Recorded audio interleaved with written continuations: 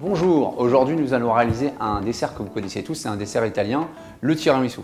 Nous allons en faire une version aujourd'hui à la framboise et à la pistache, tout ça en verrine, qui nous donnera un petit peu de croquant et de fraîcheur au dessert. Nous allons le réaliser très facilement dans le robot Kenwood, le robot pâtissier, vous allez voir c'est très facile. Donc il nous faut 250 g de mascarpone, une gousse de vanille, 100 g de sucre roux, 3 œufs entiers à température et des biscuits. Ensuite, il nous faut quelques framboises à transformer en purée à moins que vous en ayez et 50 g de pistache. Avec le robot pâtissier, donc on va utiliser 3 accessoires. Donc le premier, ce sera le fouet ballon. Ensuite, on va utiliser le batteur souple avec lequel on peut incorporer des blancs. Et pour finir, on va utiliser la mini cuve.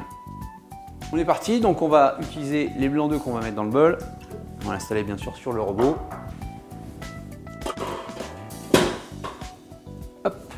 On va installer le fouet et on va monter les blancs au fur et à mesure. Alors il y a deux méthodes. La première méthode, c'est les monter entre vitesse intermédiaire, donc entre 3 et 4, ou alors simplement d'augmenter la vitesse au fur et à mesure. Là on peut voir que les blancs d'œufs sont en train de mousser, qui sont assez onctueux, donc là on va rajouter au fur et à mesure, on va rajouter du sucre.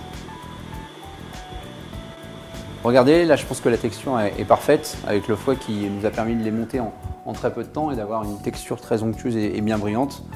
On regarde, voilà, là on a une très belle texture de blanc d'œuf. Voilà, c'est ce qu'on appelle le fameux bec d'oiseau. C'est parfait. Donc on va ensuite réaliser la deuxième partie de la recette. On va mélanger les jaunes d'œufs avec le sucre. On va réinstaller le fouet propre. Et on va fouetter sur vitesse maximum pendant 2 minutes. Là on peut voir qu'on a les jaunes d'œufs qui sont en train de réagir, il y a une réaction chimique qui est en train de s'opérer. Les jaunes d'œufs sont en train de devenir blancs. Donc là, pendant ce temps-là, on va juste retirer les graines de la gousse de vanille. Ça permettra en fait, de renforcer un peu le goût du mascarpone et surtout de le parfumer.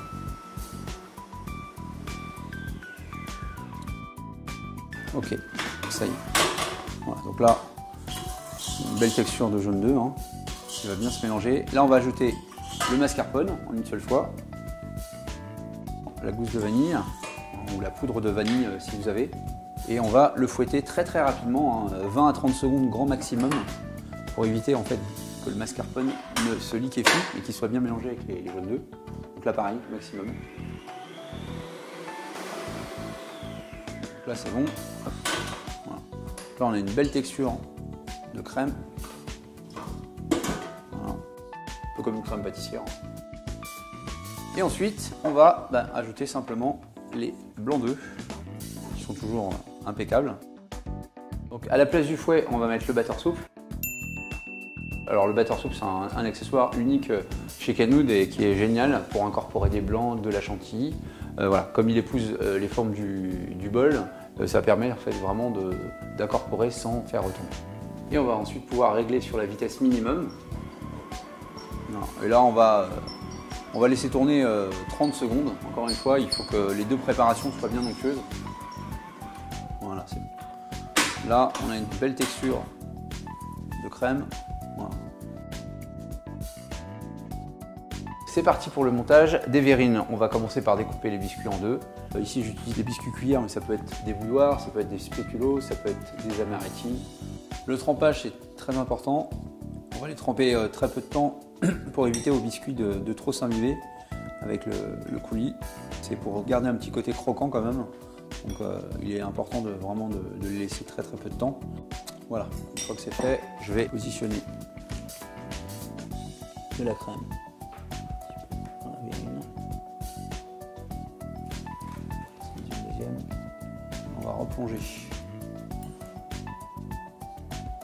dans la verrine. Voilà.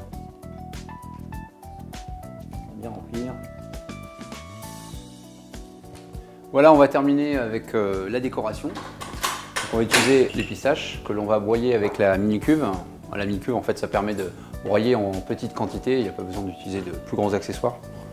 On va mettre ça sur la sortie rapide du robot et on va donner des petites impulsions sur le P pour obtenir quelque chose d'assez uniforme. Une belle poudre, impeccable. On va légèrement mettre un peu de croquant. Voilà, une fois que c'est fait, on va ajouter la petite touche de déco, la petite framboise et une petite touche de menthe en finition. Vous laissez reposer quelques heures au frigo pour que le tiramisu ait le temps de prendre un peu plus et puis surtout pour la dégustation. Il n'y a plus qu'à mettre au frigo, il n'y a plus qu'à servir.